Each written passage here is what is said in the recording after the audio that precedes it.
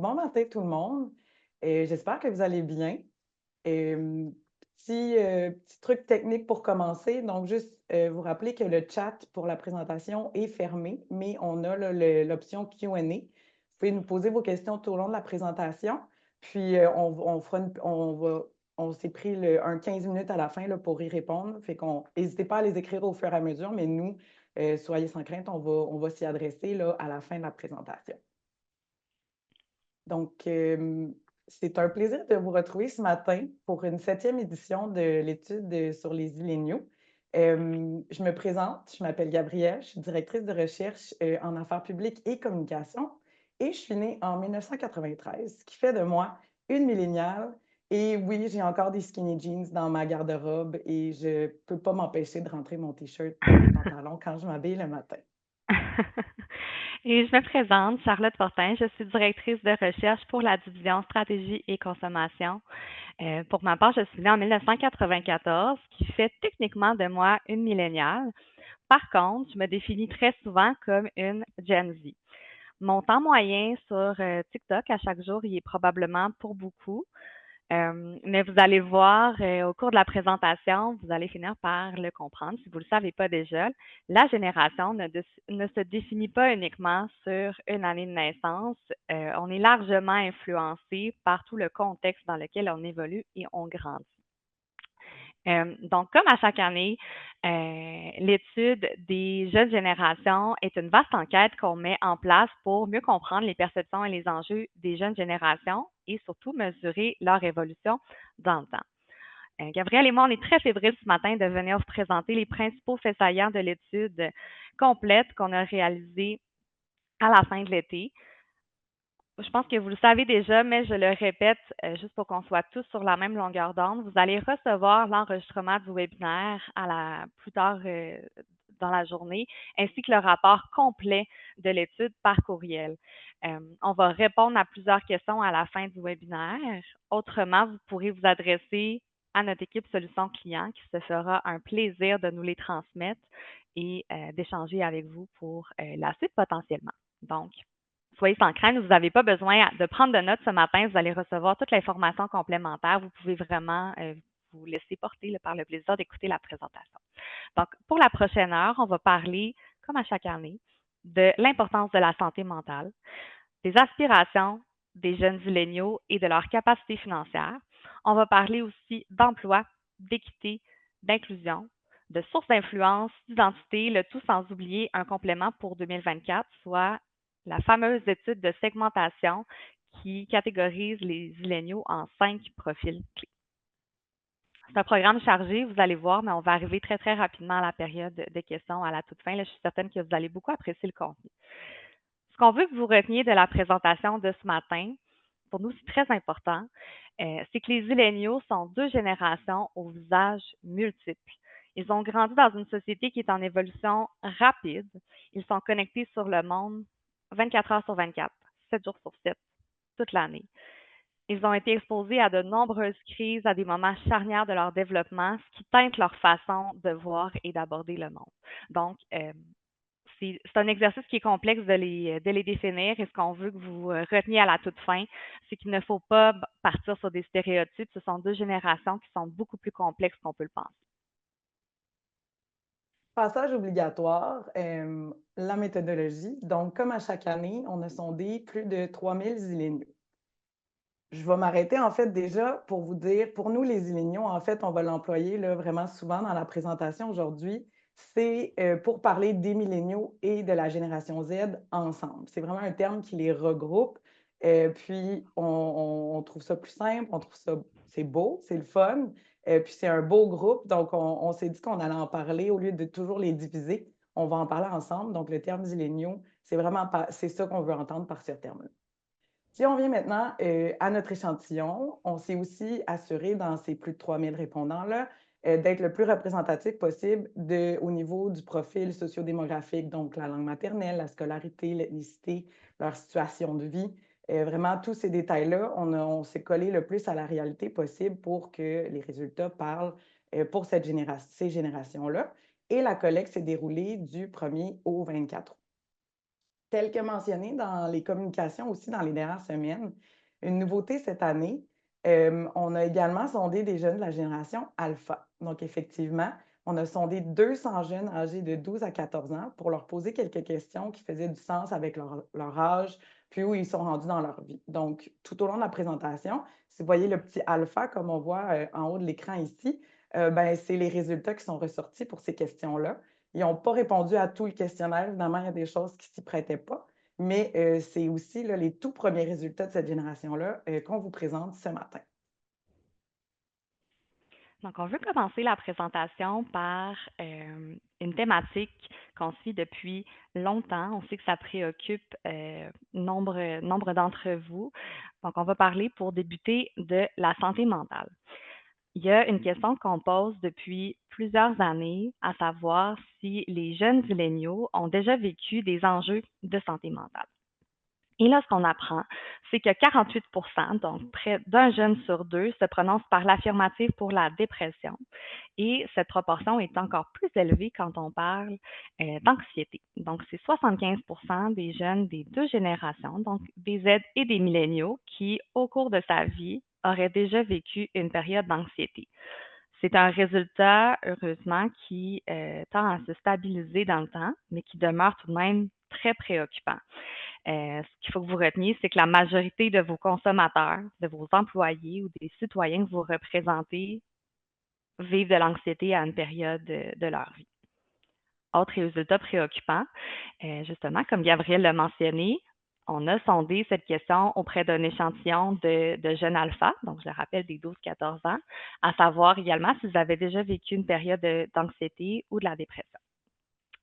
Heureusement, je mets des guillemets, parce que c'est pas si positif que ça, mais il y a seulement 16 des jeunes de 12-14 ans qui auraient vécu une période de dépression au courant de leur vie. Heureusement parce qu'ils sont jeunes, donc ça aurait été surprenant de lire une proportion plus élevée. Par contre, quand on s'attarde à l'anxiété, ben là, ce qu'on apprend, c'est que c'est un jeune de 12 à 14 ans qui déclare avoir vécu au moins un moment d'anxiété au courant de sa jeune vie. On le sait, hein, c'est des générations qui vivent constamment, on va le répéter tout au cours de la présentation, mais qui sont constamment exposés à toutes sortes de contenus sur les réseaux sociaux, qui vivent avec une grande pression, euh, comparativement à d'autres générations plus vieilles qui n'ont pas grandi avec ces mêmes contraintes. Ensuite, à ceux qui ont vécu de la dépression et ou de l'anxiété, on a demandé s'ils avaient déjà pris de la médication prescrite pour traiter ceci. Ramené sur l'ensemble des milléniaux, donc sur tous les répondants, ce qu'on mesure, c'est que 17 auraient pris des médicaments pour traiter l'anxiété, des médicaments prescrits, et 14 l'auraient fait pour traiter de la dépression. Nous, ce qu'on retient de ces résultats, c'est que ça indique une bonne nouvelle, c'est-à-dire la propension des jeunes à aller chercher l'aide et les outils nécessaires pour améliorer leur état de santé mentale. On vous l'a répété de nombreuses fois dans les webinaires qui ont été réalisés dans les dernières années. Une caractéristique clé que partagent les Z et les milléniaux, c'est leur capacité à parler de normaliser les enjeux de santé mentale. Oui, possiblement qu'ils se sentent davantage affectés.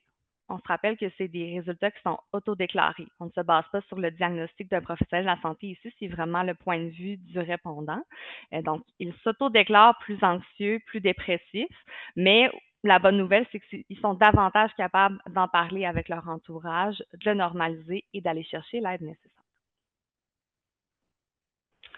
Ensuite, quand on s'est intéressé à la question de la santé mentale, de voir de quelle façon est-ce qu'on pouvait l'aborder différemment cette année, parce qu'on veut toujours venir vous présenter des résultats qui sont nouveaux, là, qui sortent un peu des sentiers battus, tout ce qui a déjà été abordé par le passé. En faisant nos recherches, on a constaté que sur les réseaux sociaux, les thèmes de la santé mentale et de la consommation d'alcool sont souvent intimement liés. On voit plusieurs tendances qui entourent la consommation responsable et même l'abandon de la consommation d'alcool pour des raisons de santé mentale. On le sait, l'alcool est une substance qui est un dépresseur et ça, les jeunes en sont de plus en plus conscients. Donc, on a voulu savoir un peu de quelle façon avait évolué leur consommation au courant des dernières années. Donc, on a questionné les jeunes adultes, bien évidemment. On a gardé uniquement les répondants qui étaient âgés de 18 ans et plus. On les a questionnés sur l'évolution de leur consommation d'alcool dans les dernières années. Et ce qui retient notre attention plus spécifiquement, c'est les résultats pour la génération Z. Donc, ce qu'on apprend en regardant les résultats qui sont présentés à l'écran, c'est que plus du tiers affirment ne pas consommer d'alcool à l'heure actuelle. Donc, de ça, il y a 22 des jeunes Z qui n'ont jamais consommé d'alcool et 15 qui déclarent avoir cessé leur consommation dans la dernière année. On observe aussi que 26 ont diminué leur consommation.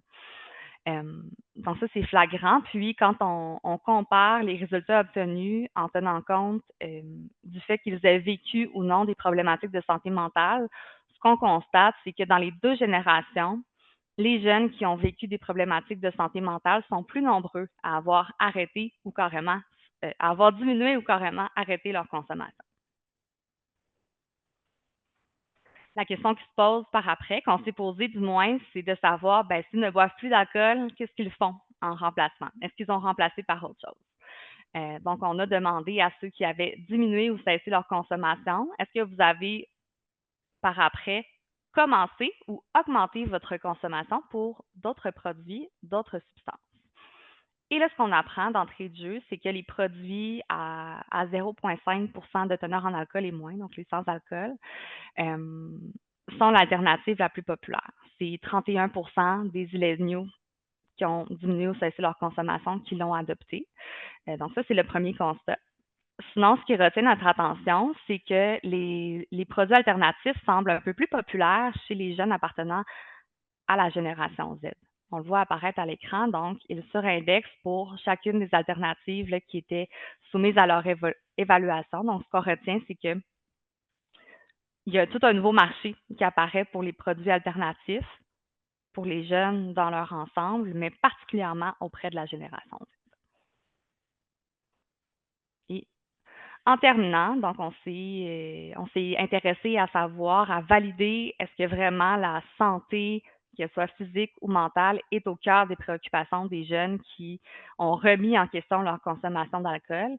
Et il apparaît qu'effectivement, ça peut être un facteur qui est très important. Donc, à ceux qui n'ont jamais consommé d'alcool ou qui ont diminué ou arrêté leur consommation, on a demandé de nous indiquer les raisons qui motivaient ce choix. Les considérations financières sont importantes. La religion aussi ressort pour ceux qui n'ont jamais bu d'alcool, qui est un résultat intéressant. Autrement, la santé physique, la santé mentale, avoir un équilibre de vie qui est plus sain, se sentir mieux dans sa peau, c'est ressorti comme une considération qui était importante pour les jeunes milléniaux. Et ça fait du sens. Hein. Nous, ce qu'on a fini par constater, c'est que on s'est ramené au fait que la consommation d'alcool, en fait, de refuser une consommation plutôt. Avant, il y avait un certain tabou qui était rattaché à ça et c'est plus aussi vrai aujourd'hui. C'est même, ça peut être valorisé quand on refuse une consommation d'alcool ou qu'on prend position sur cette thématique en disant qu'on ne veut plus participer à ce comportement. Ça peut être valorisé, ça peut être vu comme une façon de prendre soin de soi, qui s'inscrit vraiment dans les valeurs qui sont propres aux milléniaux et plus particulièrement les valeurs des Z. Non, pour un bloc qu'on sonde à chaque année, le bloc finance, qu'on suit très, très de près, on s'est intéressé cette année, là, depuis un moment déjà, on peut entendre circuler dans les médias que les Illéniaux semblent délaisser le modèle de vie plus traditionnel, donc mariage, maison, bébé. Mais en fait, on se questionnait, Charlotte et moi, quand on pensait à notre questionnaire, est-ce que c'est un rejet de ce modèle traditionnel-là ou est-ce qu'il y a quelque chose qui se cache sous cette décision ou sous ce comportement-là des jeunes Illéniaux? Donc, ce qu'on a constaté assez rapidement, c'est que la majorité des milléniaux aspirent à devenir ou sont déjà propriétaires, mariés et parents. On se rappelle, les milléniaux, pardon, ont entre 29 et 43 ans, donc sont plus là dans leur moment de vie. Donc, on a une plus grande proportion qui l'est déjà. Ensuite, quand on regarde pour la génération Z, qui sont un peu plus jeunes, ben, on observe qu'une majorité y aspire, puis certains le sont même déjà.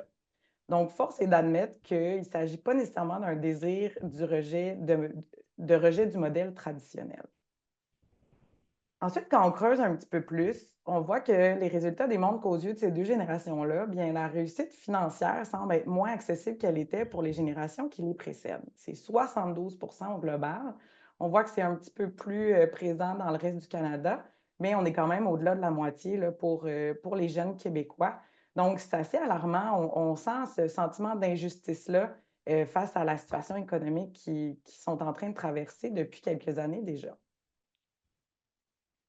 Encore cette année, c'est aussi près de la moitié des Illéniaux qui vivent de paie en paie et qui puisent aussi dans leur épargne pour profiter du ici maintenant, là, les voyages, les sorties, les vêtements, le jeu. Et puis c'est même un Zillénial sur 5 qui voit tout simplement pas l'utilité d'épargner pour l'avenir. Ils préfèrent en profiter maintenant, puis je pense qu'on le voit quand même, mais ça témoigne aussi un fait qu'on ne voit pas pourquoi on épargnerait. On n'arrivera pas à acheter une maison de toute façon. Je préfère voyager puis profiter de mon argent maintenant plutôt que de la mettre dans un compte, puis finalement jamais vraiment l'utiliser, puis me priver de plein de petites choses. On s'est ensuite questionné, ou en fait, on a demandé aux jeunes de faire l'exercice par rapport à leurs dépenses mensuelles. C'était quoi les proportions de chaque poste de dépense basé sur, on est allé de façon mensuelle là, pour être plus simple, puis on remarque que les Illéniaux, c'est 65 de leur budget qui passe dans les dépenses essentielles. La règle du pouce des principes de la gestion financière ou même de mes parents, c'est que les dépenses essentielles ne devraient pas dépasser 50 du revenu. Là, on est à 65 pour le logement, l'alimentation, le transport et la santé. Donc, c'est une grosse portion de ton budget qui passe dans ces dépenses-là. Donc, on comprend un peu pourquoi, en fait, là, on va puiser dans l'épargne. On peut voir que c'est principalement au niveau du logement puis de l'alimentation qu'on se retrouve au-dessus de ce que les principes de la gestion nous disent. C'est pas surprenant, vous le voyez comme eux, les prix des loyers, les prix des hypothèques, les prix du panier d'épicerie, ça augmente à chaque année, puis c'est pas surprenant que c'est ça qui se retrouve au-dessus. Puis, ben, à l'inverse, c'est l'épargne qui en prend un coup, principalement chez les milléniaux. Donc, on épargne moins qu'il est suggéré par les principes. Par contre, la bonne nouvelle, si on peut appeler ça comme ça, c'est que ça fait des Illéniaux des générations qui surveillent leurs dépenses. Bon, c'est sûr que pour certains, c'est de manière plus flexible, certains, c'est de manière plus rigide. Et c'est aussi dû au fait, en partie, que juste pour les dépenses essentielles, ben, ils utilisent 2 tiers de leur budget, donc il n'en reste pas beaucoup pour le reste. Mais ça démontre quand même une responsabilité financière, puis même peut-être une ouverture à recevoir de l'aide aussi pour atteindre ces modèles-là auxquels ils aspirent. Il faut pas, on voit que cette ouverture-là, on voit qu'ils suivent leurs dépenses. Il y a peut-être moyen de bien les éduquer, de les accompagner dans ce processus-là pour peut-être finalement arriver à atteindre les objectifs qu'ils se donnent. En matière d'emploi, on a constaté cette année une certaine stabilité dans les tendances entourant la question. En fait, je dis cette année, l'année passée également. Ça faisait plusieurs éditions de l'étude qu'on mettait de l'avant sensiblement les mêmes découvertes, hein. Donc, que les jeunes appartenant à la génération Z et les milléniaux, en matière d'emploi, accordaient beaucoup d'importance à leur salaire, pour les raisons que Gabrielle vient de vous mentionner, et autrement qu'ils cherchaient aussi à s'accomplir professionnellement, donc autant dans leur carrière que dans leur vie familiale et dans leur vie personnelle. Cela dit, ils étaient en recherche de flexibilité et des conditions qui leur permettent de malayer un peu leur horaire pour accommoder toutes les facettes de leur vie qui occupent de l'importance pour eux. On a voulu aborder la question d'emploi sous un nouvel angle cette année en abordant la notion de DEI. C'est un sujet dont on a beaucoup entendu parler de façon générale, d'un point de vue sociétal dans les dernières années. Puis, vu l'engouement que l'approche DEI suscite dans le milieu des RH spécifiquement, donc en emploi, on a voulu questionner essentiellement son importance réelle. Il y a eu beaucoup de sujets d'actualité qui sont revenus dans les dernières semaines sur des mises à jour ou des prises de position d'entreprises américaines, d'entreprises d'ici sur la question.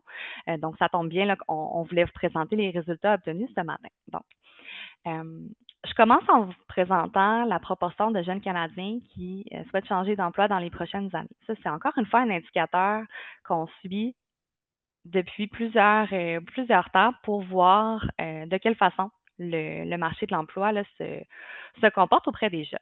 Donc, comme vous le constatez, c'est un résultat qui est stable depuis 2022. On se rappelle, en 2021, 2020, suite, suite à la pandémie, il y avait une pénurie de main-d'œuvre assez marquée dans plusieurs secteurs. Ça s'est calmé dans les dernières années. Là, on voit que le taux de chômage s'est stabilisé. C'est pas dit qu'il n'y a pas des pénuries de main-d'œuvre dans des secteurs, comprenez-moi bien, là, en enseignement, puis dans le milieu de la santé, entre autres. Mais autrement, de façon générale, ça s'est stabilisé. Donc, ça explique les résultats qu'on obtient en 2024. C'est un jeune sur 6 qui a l'intention de changer d'emploi d'ici un an. C'est une proportion similaire à ce qu'on constatait en 2023 et en 2022. Par contre, ce qu'on remarque à l'écran, c'est qu'à 22 les jeunes qui appartiennent à la génération Z sont près de 2 fois plus nombreux que les milléniaux à vouloir changer d'emploi. C'est normal. Les jeunes Z sont plus jeunes. Ça fait peu de temps qu'ils sont sur le marché du travail. Ils veulent explorer leurs possibilités. Ils veulent tenter des nouveaux rôles, des nouveaux postes, des nouvelles entreprises, un peu pour prendre leur place. Donc, voir qu'est-ce qui est vraiment important pour eux. C'est des jeunes aussi qui ont moins de responsabilités financières et familiales. Il n'y a pas nécessairement d'hypothèque à payer à chaque mois, il n'y a pas de petites bouches à nourrir à la maison. Donc, ça permet une meilleure mobilité. On peut davantage se permettre le risque de changer d'emploi, de ne pas aimer ça. Donc, il y a une certaine mobilité là, qui est permise par l'âge. Donc, ça, c'est à garder en tête. Là, les jeunes qui vont arriver sur le marché du travail plus prochainement, ce sont davantage ceux qui appartiennent à la génération Z. Ensuite, donc, ce qu'on a voulu faire, c'est de chiffrer l'importance qui est accordée à une politique DEI. DEI, c'est la diversité, l'équité, l'inclusion, d'un employeur dans une perspective de recherche d'emploi. Donc, ici, ce qu'on demandait aux jeunes sondés, c'était de nous indiquer si vous êtes pour chercher un nouvel emploi. Quelle est l'importance réelle que vous allez accorder à une politique DEI dans votre décision finale? Est-ce que la politique DEI, c'est quelque chose qui est jugé comme essentiel, donc vous accordez une note de 9, 10 sur 10, ou est-ce qu'au contraire, c'est pour vous inutile? Et là, je dois avouer qu'on a été surprise à la lecture des résultats préliminaires. On était surprise, en fait, de constater que c'était seulement 15 des milléniaux sondés qui accordent beaucoup d'importance à cet aspect, pour qui c'est une question qui est essentielle.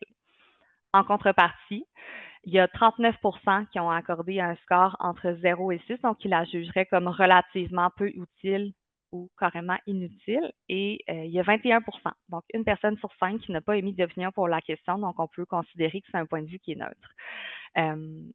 Notre hypothèse, c'est que oui, il y a probablement effectivement une partie des jeunes sondés pour qui c'est pas du tout important, mais il y a probablement aussi une portion pour qui, l'équité, l'inclusion, ça va de soi. Sans doute qu'à leurs yeux, l'approche DEI d'un employeur, c'est pas un levier stratégique, c'est carrément attendu. Il faut dire aussi qu'il y a des gains à faire en matière de connaissance du concept. Gabrielle, si tu peux changer de slide, merci. Donc oui, appeler à qualifier leur niveau de connaissance du concept de DEI, c'est un zillénial sur 5 qui dit ne jamais avoir entendu parler de la question, du sujet. La plupart, 40 connaissent les principes de base et son importance, mais c'est 16 seulement qui sont suffisamment informés pour pouvoir l'expliquer en détail. Nous, ce qu'on se dit, c'est qu'on a rendu très académique la notion d'équité avec le concept d'approche DEI, de politique DEI en emploi, alors que pour les jeunes, l'équité, l'inclusion, c'est des valeurs fondamentales et ça s'incarne dans leur quotidien. Donc, ce n'est pas nécessairement un critère qu'ils vont avoir en tête quand ils recherchent un employeur, ça s'incarne dans leur quotidien, donc ils n'ont pas besoin de le transposer en emploi. Mais parlant justement d'équité, comme Charlotte vient de le dire, c'est pas un secret pour personne. Les Illéniaux, ils ne se gêneront pas pour parler d'équité puis revendiquer pour donner plus de voix à ceux qui n'en ont pas. On le sait que ça fait partie d'eux, on les voit, on les entend en parler. Puis cette année, c'est un ajout cette année où on a voulu voir, avec tout le travail qui a été accompli par les générations qui les précèdent, est-ce qu'il y a encore des divergences d'opinion qui se poursuivent sur l'état de l'équité? Ben, la réponse courte, c'est oui, mais qu'on parle d'égalité de genre, d'inquiétude quant aux restrictions des droits reproductifs des femmes ailleurs ou même ici au Canada, ou même pour les options pour les minorités visibles, les opinions divergent toujours lorsqu'on regarde les résultats selon le genre. Je ne suis pas ici pour taper sur les doigts de personne. On voit que c'est quand même important aux yeux de tous. On est quand même vers la moitié, là. Les inquiétudes sont pas mal sur les mêmes niveaux. Mais pour les femmes, il reste encore plus de travail à faire à tous les niveaux. On pourrait penser ou dire que ce sont généralement des choses qui les touchent plus, les femmes, mais les droits reproductifs, l'égalité, l'équité, mais c'est l'affaire de tous. Donc, faut garder ça en tête, puis on en entend parler dans les nouvelles aussi. Il y a une certaine politicienne qui en a parlé récemment. Donc, c'est quand même inquiétant de voir qu'on juge qu'au niveau de tout, au niveau de l'équité, de toutes ces perspectives-là, des énoncés qu'on a sondés, ben, il y a encore des opinions qui divergent, puis qu'il reste encore beaucoup de travail à accomplir aux yeux de beaucoup.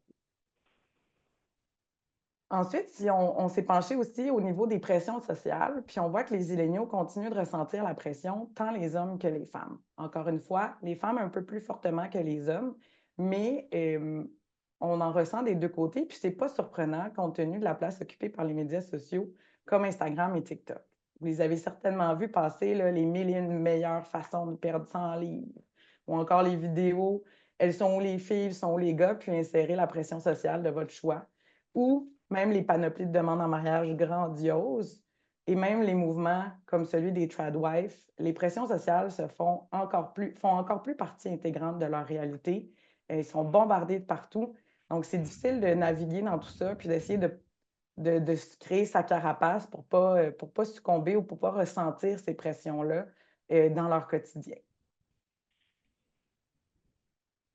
Donc, après tout ça, on s'est aussi penché pour voir, puis on l'a dit au début, c'est quoi leur identité, c'est quoi leur source d'influence.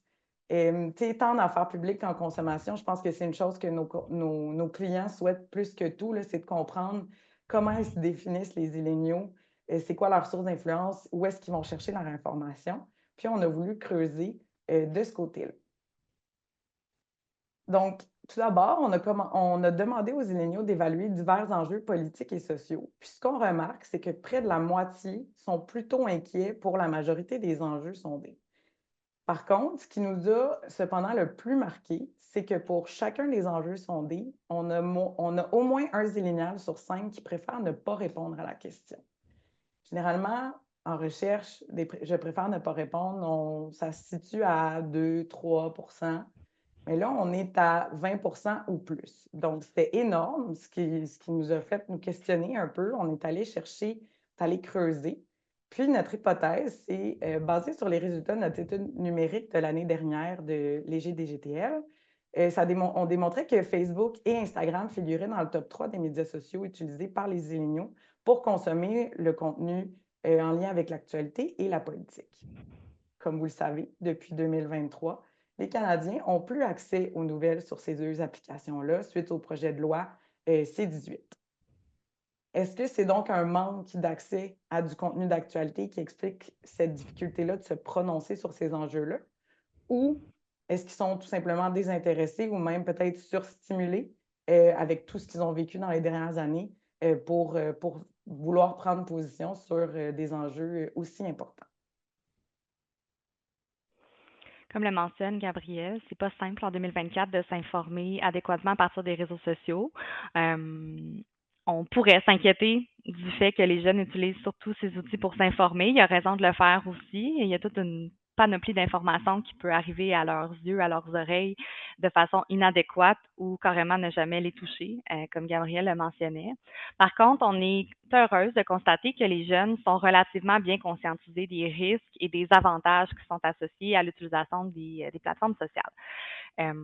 Puis, c'est le cas autant pour les jeunes de la génération Z, pour les milléniaux, que les jeunes alpha. Ce qu'on apprend, c'est que la majorité des zilléniaux, autant que des alphas, croient que les algorithmes des réseaux sociaux influencent ce qu'ils voient. Ils sont conscients qu'ils sont exposés à ce qu'on veut bien leur montrer. Par ailleurs, j'attire votre attention sur l'énoncé qui est présenté tout au bas de l'écran, donc à savoir que 32 seulement croient qu'il y a suffisamment de gens qui leur ressemblent dans les médias. Donc, on gagnerait en tant qu'entreprise à chercher à leur montrer de la diversité par les visages qu'on leur montre, mais aussi par les réalités qu'on choisit de mettre de l'avant, parce qu'ils nous le demandent.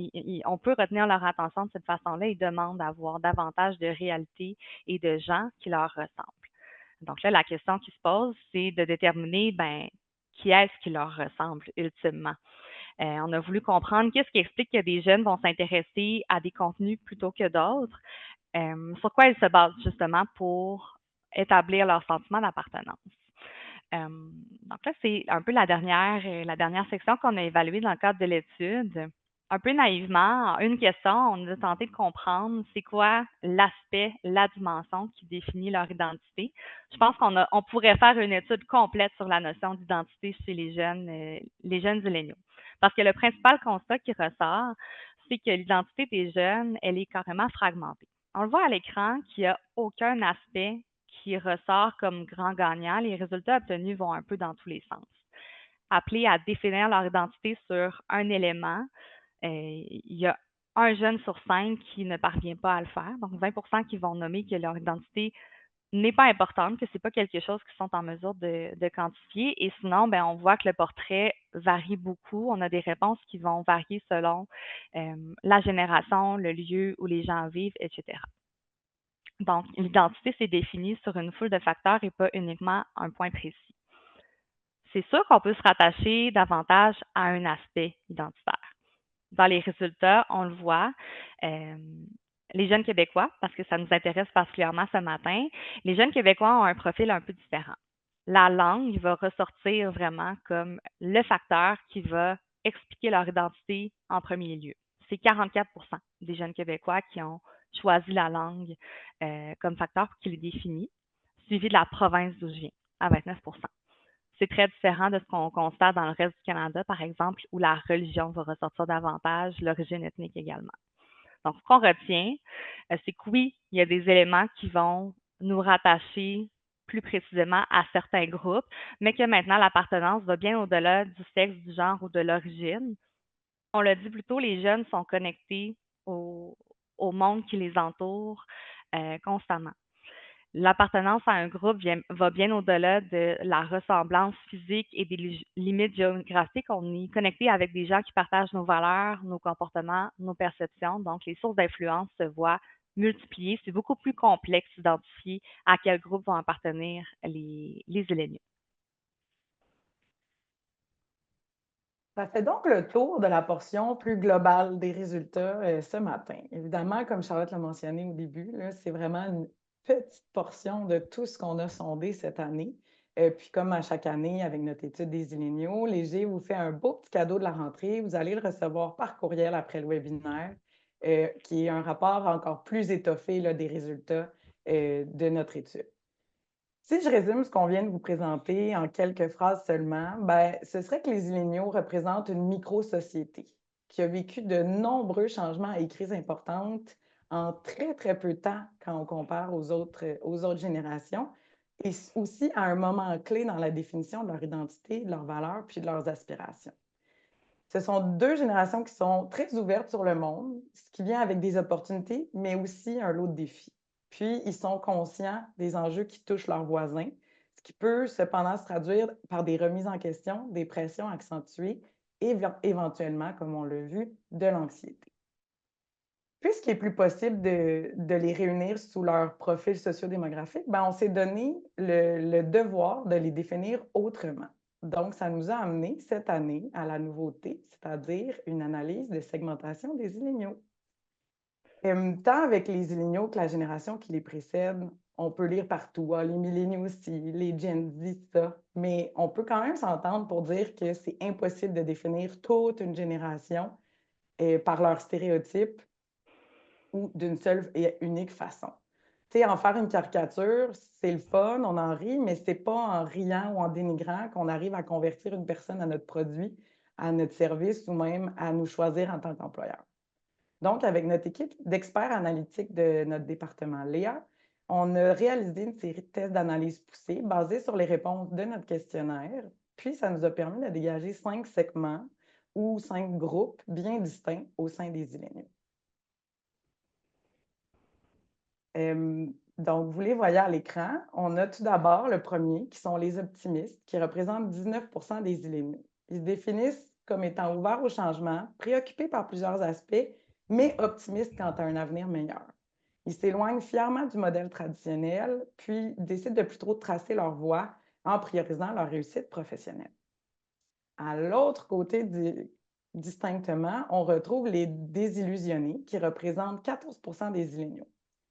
Elles se sentent complètement abandonnées face aux défis et aux crises de leur génération, puis elles restent donc spectatrices des crises mondiales et climatiques. Elles sont plus passives dans le vécu de tout ça, moins dans l'action. Elles ressentent beaucoup de pression pour concilier travail, vie personnelle, vie familiale, puis s'en résulte une détresse psychologique beaucoup plus marquée que les autres segments. Ensuite, on voit apparaître 2 segments qui ont un profil davantage millénial. Donc, le premier, les milléniaux conventionnels, eux adoptent un peu plus aisément le modèle traditionnel. Ils sont moins préoccupés par des enjeux sociaux, des enjeux environnementaux parce qu'ils se sentent un peu moins concernés et ultimement moins porteurs de solutions concrètes. Par contre, le contexte économique actuel est une source d'inquiétude, mais aussi d'intérêt pour ce segment-là. Le deuxième segment, un peu plus millénial, ce sont les millénials tourmentés, en fait. Ce segment-là aspire à fonder une famille. Le modèle traditionnel continue de l'attirer, mais il y a des préoccupations aussi à savoir comment je peux concilier famille, carrière et continuer de me développer personnellement. Les millénials tourmentés, leur nom le disent, elles se remettent beaucoup en question, à savoir si leurs décisions continuent de faire du sens en fonction du monde dans lequel elles évoluent aujourd'hui. Et finalement, les désintéressés, comme leur nom l'indique, c'est un groupe qui est moins préoccupé par le monde qui l'entoure, qui est moins dérangé aussi. C'est un segment qui est moins anxieux, qui ressent moins la détresse des gens, de ses voisins, de ceux qui l'entourent, tout simplement parce qu'il vit davantage dans sa bulle, il se sent peu concerné par les nouvelles ou les difficultés qui ne le touchent pas directement. Et là, bien évidemment, on dit on ne veut pas faire des stéréotypes. C'est pas que les différents segments, donc les optimistes, les désillusionnés, sont uniquement des aides. On leur a donné un visage ici pour vous permettre de mieux comprendre qui ils sont, mais on retrouve un peu de tout le monde dans chacun des segments. L'étude de segmentation, c'est important de l'avoir en tête. On vient regrouper des gens qui ont des comportements et qui ont des perceptions similaires. C'est loin d'être basé uniquement sur le profil de ces gens-là. Donc, comme Gabriel l'a mentionné, le rapport descriptif de l'étude va vous être remis en cadeau. C'est notre cadeau de la rentrée comme à chaque année. Donc, ça, c'est prévu, vous allez le recevoir.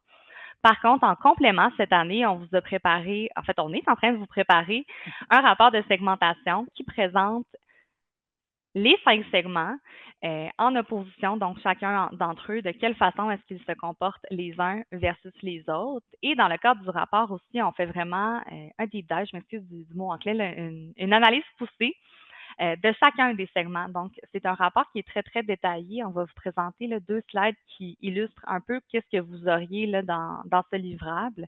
Donc, pour chacun des segments, peut-être que certains d'entre vous ont déjà vu des rapports similaires, là, mais on vient détailler toutes les variables à l'étude pour chacun des segments en mettant de l'avant ce qui lui permet de se démarquer des autres. Et là, on couvre tout, que ce soit le profil sociodémographique, mais également ce à quoi ils accordent de l'importance. Tu peux changer de slide, Gabriel.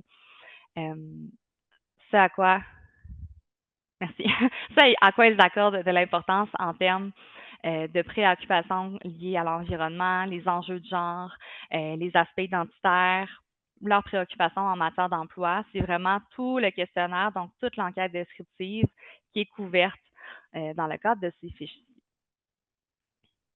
Donc, en résumé, juste pour s'assurer qu'on se comprenne bien là, sur les différents rapports qui peuvent vous être offerts, vous aurez à la fin du webinaire donc le rapport descriptif complet qui est offert gratuitement et le rapport de segmentation aussi qui peut vous être rendu disponible à très faible coût.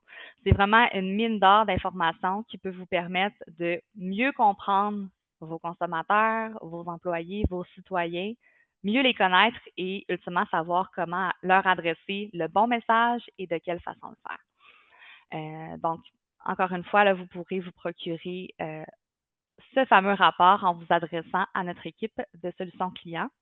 Vous voyez apparaître leurs coordonnées à l'écran, mais bien évidemment, vous allez recevoir toute l'information complémentaire dans les prochains jours également. Donc, ceci nous porte à la fameuse période de questions. On a un petit peu plus là, de 15 minutes, donc je vous invite à les adresser. Là, je vois qu'il y en a déjà plusieurs qui sont ressorties, donc je vais les prendre une à la fois. J'ai vu en cours de webinaire là, qu'il y avait 2 questions d'ordre méthodologique qui avaient été adressées. Donc, je vais y répondre en premier là, parce que c'est 2 questions importantes. La première étant quel âge a chaque catégorie? Je pense que c'est peut-être un point que Gabriel a couvert au début du webinaire. Donc, ceux qui se sont rejoints en cours de route ont manqué l'information. Les jeunes qui appartiennent à la génération Z sont âgés entre 15 et 28 ans et les milléniaux, c'est 29 à 43 ans. Autre question qu'on nous avait demandé, c'était à savoir les 12-14 ans, comment est-ce qu'ils ont été interviewés? Gabriel, est-ce que tu peux nous en dire plus là-dessus? Oui, en fait, c'était un sondage web qui a été réalisé, là, je l'ai mentionné rapidement là, au mois d'août. Donc, on a utilisé notre application pour notre panel Léo, en fait, là, pour sonder les jeunes. Ils étaient invités à le faire par courriel. Ils pouvaient utiliser l'application, le site web. Ce qui est génial avec Léo, en plus, c'est qu'ils peuvent commencer à répondre, se déconnecter, puis se reconnecter, puis reprendre où ils étaient. Donc, ils ont vraiment le temps là, de bien répondre. Pour les plus jeunes, on pouvait passer parfois par les parents, surtout la génération alpha qu'on a mentionnée. En fait, on obtient l'accord parental avant de questionner les jeunes sur certains sujets. On avise un peu les sujets qui vont être couverts. Il y a vraiment tout est avisé aux parents avant qu'on ait leur accord pour finalement sonder ces plus jeunes-là. Puis sinon, là, c'est des gens qui sont inscrits à notre panel qui ont pu répondre. Puis partout au Canada, c'est vraiment 100% léger comme étude. Parfait, merci. Ensuite, on a Christian qui nous demande, avec la déstigmatisation, pardon, des enjeux de santé mentale, j'entends beaucoup dire que les gens ont tendance à se dire anxieux, dépressifs ou autres, même si ce n'est pas le cas d'un point de vue clinique. Donc, c'est pas une question, c'est une affirmation ici. Et oui, bien évidemment, ça, on en est très, très consciente et on le répète d'ailleurs à chaque édition de l'étude. Effectivement, on ne demande pas à nos répondants de nous envoyer un billet du médecin pour prouver qu'ils ont effectivement un trouble anxieux ou un trouble dépressif. Particulièrement l'anxiété, on le sait, c'est beaucoup quelque chose qui va être autodiagnostiqué.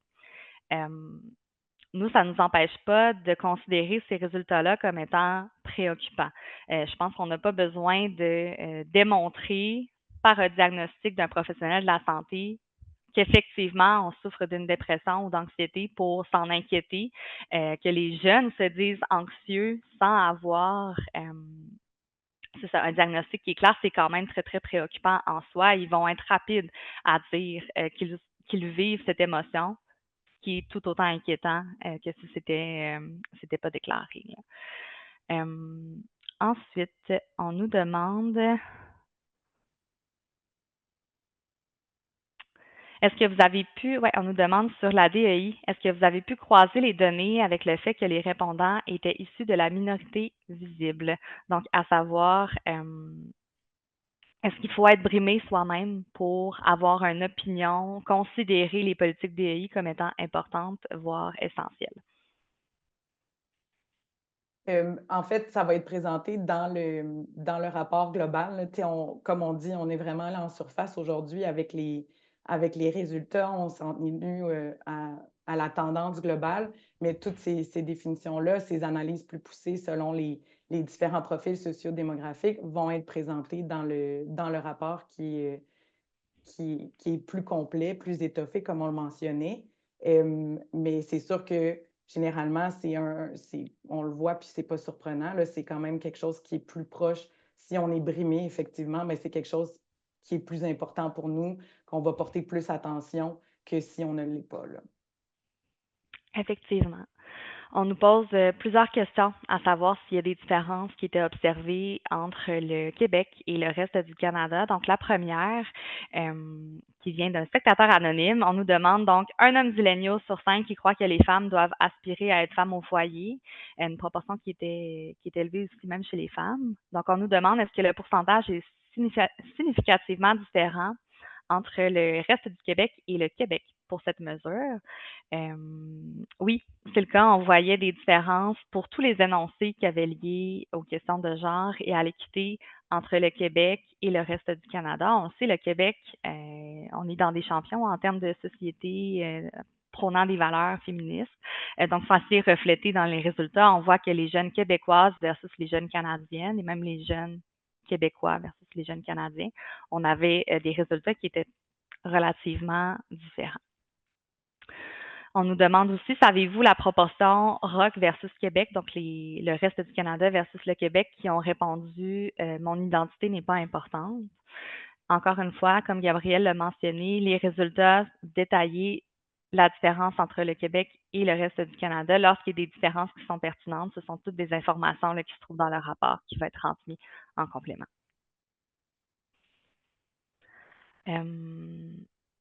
Ensuite, donc beaucoup de questions à savoir si le rapport présente les données québécoises. Oui, non, le contenu du webinaire là, couvrait l'ensemble, mais effectivement, ces données-là vont être rendues disponibles. Je l'ai peut-être manqué, cette étude a été réalisée quand? À quel moment est-ce qu'on a fait la collecte de données? Oui, la collecte de données a été réalisée durant le mois d'août. C'est du 1er au 24 août, si je ne me trompe pas, là, les dates exactes. Ça aussi, la méthodologie, effectivement, va aussi être encore plus détaillée là, dans le rapport global, mais toute l'information sur la méthodologie puis le profil des répondants va s'y trouver également. Oui, effectivement. Donc, on nous demande, est-ce qu'on va recevoir le rapport de la présentation? Vous allez recevoir l'enregistrement de la présentation et vous allez recevoir le rapport de recherche détaillé avec tous les résultats. Ensuite, on nous demande, dans le rapport de la segmentation spécifiquement, est-ce qu'on couvre des aspects comportementaux de consommation? Et oui, effectivement, c'est le cas. Donc, on avait plusieurs questions dans le cadre de l'étude qu'on ne vous a pas présentées ce matin, tout simplement par manque de temps, entourant donc les comportements d'achat pour différentes catégories de produits, à savoir si ce sont des achats qui sont faits en magasin, en ligne, à quelle fréquence est-ce que les jeunes achètent en ligne. Donc, tout ça, c'est couvert, en plus de toutes les questions entourant les sujets d'actualité, les questions de genre, l'identité qu'on a couvert dans le webinaire de ce matin. Ensuite, je m'assure de ne pas répéter des questions ici. On nous demande, je suis arrivée un peu en retard, mais oh, pardon, il y a des questions qui s'ajoutent, je l'ai perdu.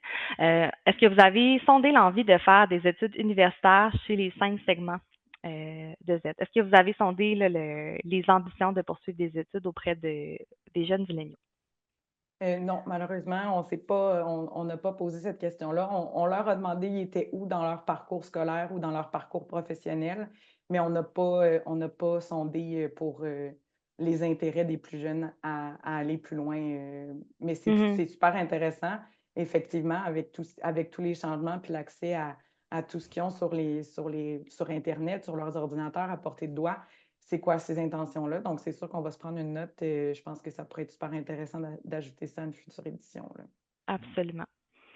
Il y a beaucoup de questions qui apparaissent au fur et à mesure.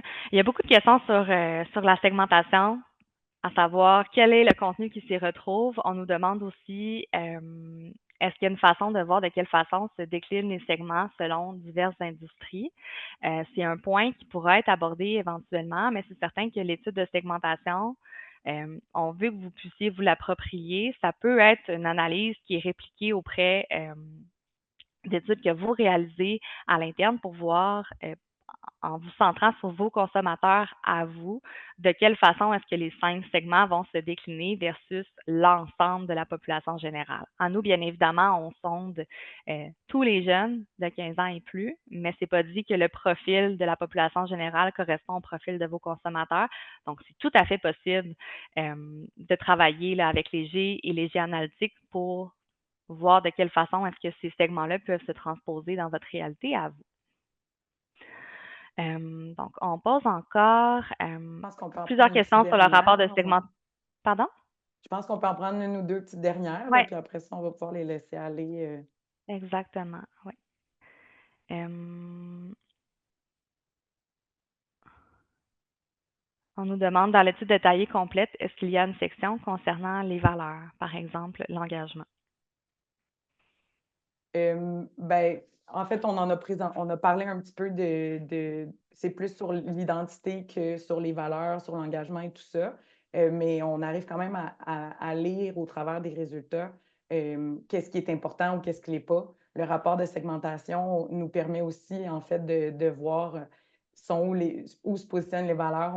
On les touche pas telles quelles, mais on touche Mhm, plein de valeurs, puis on voit l'importance de chacune au travers du questionnaire. Mais c'est pas une seule question qui se concentre sur les mhm, valeurs, mais plus une lecture de tout ça qui nous donne un bon sens de où se trouvent les valeurs de ces générations-là. exactement. En terminant, donc la plupart des questions qui entrent présentement portent sur le fameux rapport de segmentation, à quel coût, comment, quand. Vous allez recevoir toute l'information disponible en temps et lieu, là, soyez sans crainte. La dernière question que j'ai peut-être envie qu'on pose, c'est quelqu'un qui nous demande si les réseaux sociaux sont toujours la meilleure façon d'entrer en contact avec les jeunes, autant les Z que les milléniaux. Là-dessus, j'aurais envie de vous dire que oui, les résultats de l'étude jeunesse, autant que de l'étude DGTL, pointent vers ce constat. D'ailleurs, l'étude numérique, qui est une étude qui est réalisée à chaque année, va s'en venir dans les prochains mois également, où vous allez pouvoir être au courant des dernières tendances là, qui sont évaluées. Notre équipe est en train de la préparer, donc restez à l'affût là, sur l'annonce de cette fameuse étude. Ça va s'en venir à l'automne. Est-ce qu'on aurait un mot pour la fin, Gabrielle, en terminant? Sinon, je pense que ça fait bien le tour des questions qui sont posées. Ben, le mot de la fin, on espère que vous avez apprécié, que les résultats, en fait, vous ont touché autant que nous cette année. Charlotte et moi, ça fait 3 ans qu'on est impliqués Mm. plus près de l'étude, puis ça fait 3 ans qu'on se donne comme défi de donner une voix aux jeunes milléniaux, d'essayer d'amener une touche de positif. C'est sûr qu'on touche des sujets négatifs, mais on essaie de les aborder de la manière la plus positive pour eux. Je pense que encore une fois, moi, je trouve qu'on a réussi à vous faire un beau portrait de ces générations-là. On pourrait aussi prendre un petit 2 minutes ou un petit 30 secondes pour remercier. Puis évidemment, on est là à vous le présenter ce matin, mais il y a une belle équipe qui nous a accompagnés pour faire tout ça. Donc, merci beaucoup de Mm. nous avoir épaulés dans ce travail-là cette année encore pour la magnifique présentation puis le super rapport qui vous sera envoyé, là. Il y a une belle grande équipe qui est derrière tout ça. Effectivement. Donc, sur ce, on vous laisse pour la poursuite de ce beau mercredi. Donc, restez à l'affût de vos courriels dans les prochaines heures. Vous allez recevoir toute l'information complémentaire au webinaire donné ce matin. Et autrement, ben, n'hésitez pas à nous adresser vos questions en écrivant là, à l'adresse courriel qui apparaît à l'écran. Donc, merci à tous et bonne journée et au plaisir de vous retrouver là, potentiellement l'an prochain. Merci. Merci.